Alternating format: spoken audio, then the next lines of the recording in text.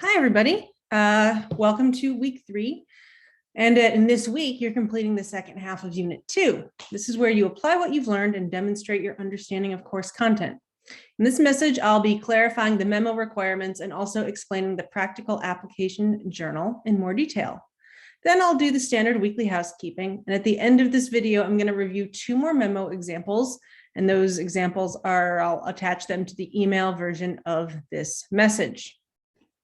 Now, first, there is an error in the length requirement for the memo assignment, and I apologize for that. Over the past year or so, I've been moving away from page counts and focusing on word counts. The primary reason is because a number of factors can influence page count, including graphics and formatting. Since we're going to be incorporating graphics into many assignments, as well as working with some different formatting, it doesn't make sense to place a limit on page numbers. While I've been trying to update all of my assignment files with word count requirements, I miss a few here and there. So please note that the length limit for the memo is 500 words maximum. Please note that I said maximum, not minimum. In this class, I'm most concerned with you being able to write efficiently and only using necessary language to convey your thoughts. There are no word minimums in this class. The practical application journal is a new aspect of the course this semester. I want to encourage you to apply course content as soon as possible, whether at your job or elsewhere in your life. And at the end of each unit, or by the end of each unit, really, you can do it at any time in the unit, you need to compose a brief reflection explaining how you tried to use at least one aspect of the course content beyond class or homework. So in the email version of this message, and I'm actually going to correct a typo in my announcement that I saw while I was reading. If I record in a QuickTime instead of on Zoom, it won't let me, I edit while I'm recording, it stops the recording, but we're in Zoom, so I can screen share. So I'm going to share with you 2 samples. Again, these are in the email version, but I sort of feel weird like just reading things aloud into the ether. So here's a sample edit for Unit 2. Might look like this. I had never written a memo before this class. In fact, I thought they were way out of date. Even though I don't need to write memos at my job, this unit made me think about the way I structure my emails to coworkers. Usually, I type everything out in one big paragraph. My supervisor has told me that sometimes it's difficult to follow my train of thought. I started trying to put my thoughts into short paragraphs when I write an email, following a logical structure. Sometimes it helped to jot down what I wanted to say before I said it. I can already see a difference. People are responding to my messages more directly without having to ask as many clarifying questions. I look forward to hearing my supervisor's thoughts at my next performance review. Or here's another example. The business communication process PowerPoint got me thinking about a challenge I have at work. My coworker, Maria, can be difficult to get along with. She's very judgmental about people who make grammar and spelling mistakes and gets irritated if we are not super formal when addressing her. When I read about the concepts of filters in PowerPoint, I wonder if some of the difficulty comes from our respective filters. I know that English is Maria's second language. I bet that, like me, she got made fun of a lot when trying to learn English. Maybe her coworkers were really nasty to her. If that's the way she was treated, maybe she learned to treat others that way too. If she got a lot of disrespect, maybe that's why she demands so much formality. Her attitude might be filtered through those bad experiences. I know I have my filters too. I've had teachers who demanded respect even though they treated students badly. Talking to Maria makes me feel like I'm 15 again and being told I'm a slacker. Maybe she and I can have a conversation about our common ground and come to better understanding. So those are just 2 examples. Those are ones I wrote. Again, I have no sample student work for this because this is a new thing I am trying. So with that, this week's deadlines. Read the formal versus casual PowerPoint by Wednesday, February 22nd. That's a recommended deadline. Complete your practical application journal entry by Saturday the 15th at 11:59 p.m. And submit your memo by Saturday the 15th at 11:59 p.m. Please note that the PowerPoint was originally written as a review document for my advanced technical editing course. However, the content is applicable to what we're discussing here, so don't let the higher course number deter you. And finally, be sure to remember the rules for submitting writing assignments. They must be submitted through the assignment queue in Blackboard. And you know what? I'll just go show that now. I'm going to screen share it and show it now because not everyone has had to do that before. So here we are. I'm going to click our unit folder. I'm going to scroll down to memo assignment. And your assignment must be uploaded as an attachment. Do not click write submission and then copy and paste. 1, it will ruin all your formatting. 2, then I am not able to leave inline comments on your work. So you must upload as an attachment. So go to, if you have a cloud service, that's fine. I tend to just browse local files, go to wherever that is, click it, and then hit submit, and that's all you've got to do. So that is how you access that component. And again, it must be an attachment. And your file must be in PDF or docx. Now, if necessary, the doc format is also acceptable. If you compose in Google Docs, I recommend exporting to PDF to avoid formatting problems when you upload your work. It's a weird thing where if you export to Word and then upload to Blackboard, I don't know what happens, but formatting always gets messed up. So if you're writing in Google Docs, export to PDF. You don't have to. It's just a recommendation after dealing with these little hiccups for years. Do not send .pages files. That's Apple. Blackboard cannot parse them, which means I cannot grade them, and I need to be able to grade your work. Also, look, I'm recording this on a Mac. I am a Mac user. Pages is the worst word processor I have seen in my whole life.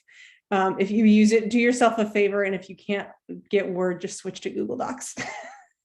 It is truly the worst. So anyway, with that, I'll transition over to the memo review. So I'm going to minimize some things. And go back to sharing my screen. I'm just going to share the whole desktop so I can toggle between the two files. So this is an example. I'm getting the pinwheel of death.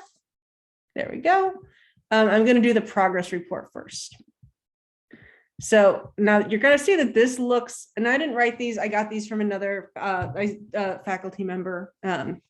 So you can see if you're like, what is this? That's the Creative Commons copyright for the person who created these samples. So there are some things that are going to look quite different about the memo I walked through last week, and there are some that are going to look the same. So we do have a heading here. And it's just, if it's just a general, something general, you can say memorandum, or you can say progress report, or progress report on insert project name here. We do have this date, to, from, and subject line. And again, there's often some variation in that order, but subject line comes last and to and from should be together. I feel like I talked about that last week. Then we've got an introduction. Now this one has headings. The memo we looked at last week did not use headings. I am not going to be grading you on headings for this assignment. So don't, if you're not familiar with using headings, don't worry. We haven't covered them yet. If you know how to use headings already, go ahead, have at it. It's not a hardcore component of this assignment. Right. We got an introduction. On February 20th, you requested a projection of the timeline for completing the turnaround revamp of the painting system, job number 33333. An analysis showed a 2-month completion time from March 3rd to May 9th, 2013. The investigation included 8 major factors: hiring, local training, transporting equipment, work hours, cleanup, local inspection, walkthrough, and final inspection. The following shows the progress of job number 33333 as of March 23rd, 2013.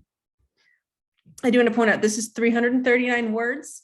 The memo we looked at last week technically is more than 500 words, but that's because it has a reference list at the end, and references don't count toward a word count. Without references, that one is, I believe, 426 words.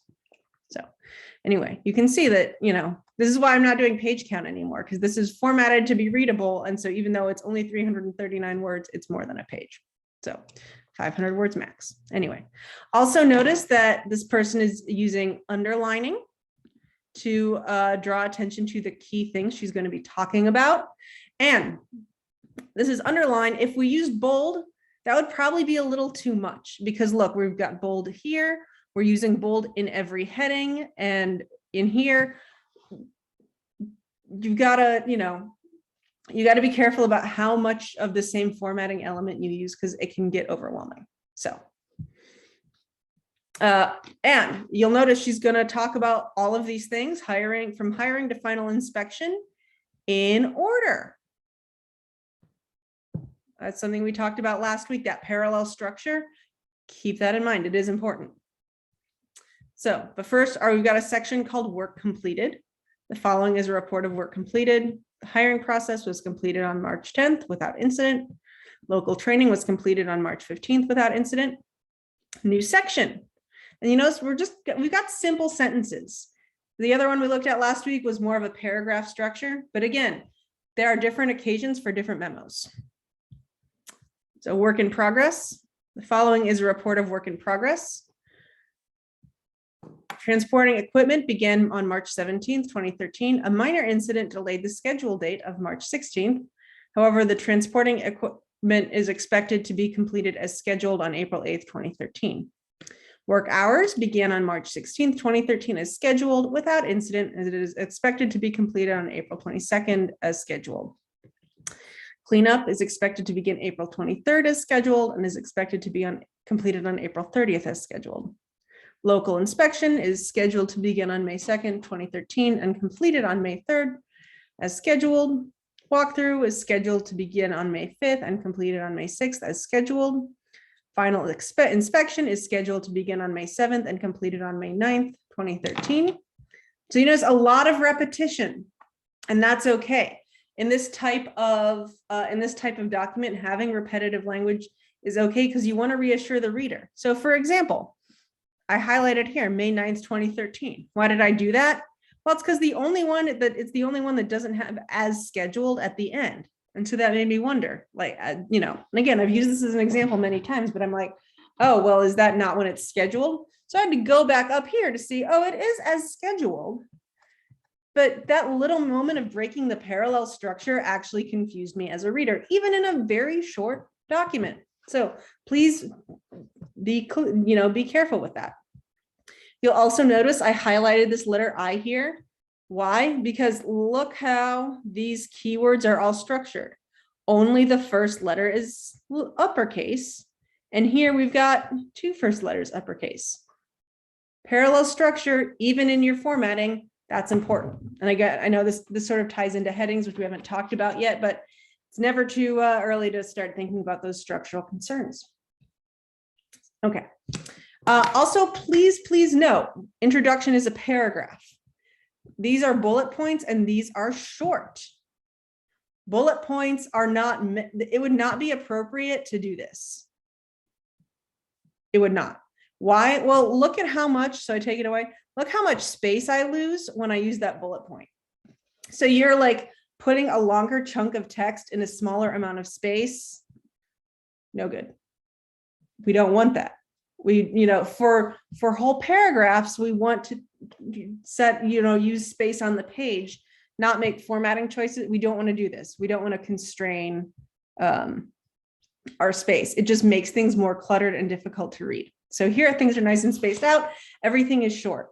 Bullet points should be for generally, bullet points, single sentences or short phrases. Now here we do break that structure a little bit. We have 3 sentences. However, it's still short. And we had to break the structure because something went wrong and that had to be mentioned. You can't just ignore facts because it's structurally inconvenient to do so. So we did deviate a little bit, But then you see there's a whole section just for comments. And this is where, again, we get a paragraph and elaborate that in more detail. And again, it would not be appropriate to put a bullet point here because look how much space you use. So we've just got a paragraph. So this mentions the hiccup as it should, but then down here is where we get the details so we don't actually overwhelm the bullet point structure. So regarding the incident of transporting equipment, although the equipment was ready to be loaded, the truck reserved for transporting equipment was not on site as scheduled on March 16, 2013. Therefore, the equipment could not be loaded until the next day, March 17, 2013. However, transporting equipment is expected to be completed as scheduled, April 8, 2013. No work hours were lost. Please contact me, email or phone number with questions or concerns. So that is a different, that's a different example. Very different structure. Aside from, this fairly different formatting. And again, this is just what I want you to think about in terms of there is no like one sample to copy forever and fill in the blank, and that's the only way to do a memo. Here's one that actually has a table in it. We'll be talking about tables later. So don't worry. Again, I do not expect you to make a table for this assignment. If that's something you're already familiar with and it's relevant, you are free to do so, but I'm certainly not expecting it this time around. And this one's even shorter. This is only 177 words. This one's formatted a little differently. Now, I will say I am not a fan of this formatting. Why? Well, okay, I mean, this is fine. It's the same. But look at this. That is possibly a 2-inch margin. Here we have a standard 1-inch margin, a standard 12-point heading, everything just like it's a lot more space efficient. Like, look how much, and again, it's just an example. There is nothing inherently wrong with this, but from a technical writing standpoint, why would you put in a huge margin? So this is 16 points. Yes, the rest of this is all 12. This is 16-point font. Does it need to be? I don't think it does. Now, if you're, okay, I will say, goodness, I know there are a lot of templates out there that are like fancy and have gorgeous headings and things like that. Please just do a simple memo for this assignment. Please, you can format all you want fancy on your own time, but that's not what I'm looking for. I'm looking to see, can you follow a basic plain structure? There's no point in making it fancy if you don't understand the simple basics. It won't do you any good. So please do not get a fancy template. Please make it like this or even like this. But again, do we need a 16-point font here? I do not think we do. Let's see, design, no layout. So the margins, oops, made that go away. What are the margins here? They're custom margins. So this is not showing me what this, okay, this header. This is at least 1.5 inches, if not 2 inches. This is huge. Again, why are we taking up this much space? It's not clear.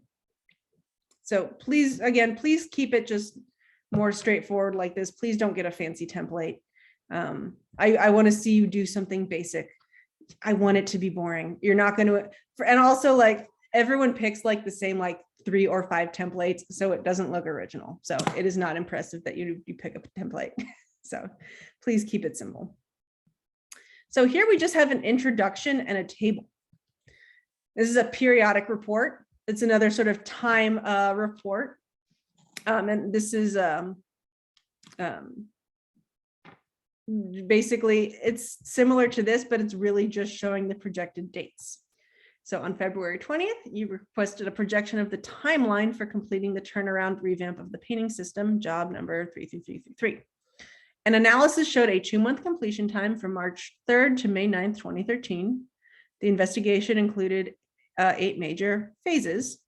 And you notice